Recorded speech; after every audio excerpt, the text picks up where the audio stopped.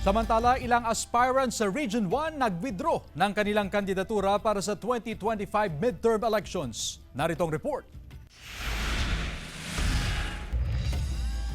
Ilang aspirants sa Region 1 ang nag-withdraw sa 2025 midterm elections. Wala raw silang paliwanag kung bakit sila umatras sa eleksyon ayon sa COMELEC. Maaring mag-withdraw ang isang aspirant hanggang sa mismong araw ng eleksyon. Samantalang ang substitution dahil sa pagkamatay, incapacity o disqualification ay hanggang tanghali ng May 12, 2025. Para makapaganda ang mga botante, ipapaskil na sa mga susunod na araw ang mga opisyal na listahan ng mga kandidato para sa 2025 midterm election. I-inform yung public kung sino-sino na yung mga kandidato.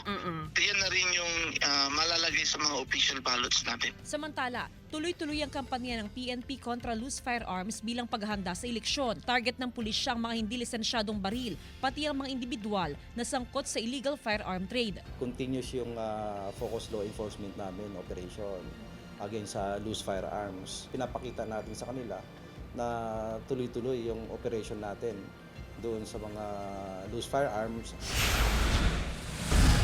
Sa La Union, mahigit 440 na baril na isinorender sa pulisya. Ayon sa PNP, malaking banta sa public safety at integridad ng electoral process ang mga loose firearm. Patuloy ang pakikipag-ugnayan ng pulisya sa Regional Civil Security Unit 1 para matiyak na sumusunod sa licensing regulation ang mga gun owners sa probinsya. Kasama si Jing Dakanay, Jasmine Gabriel Galban, One North Central Luzon.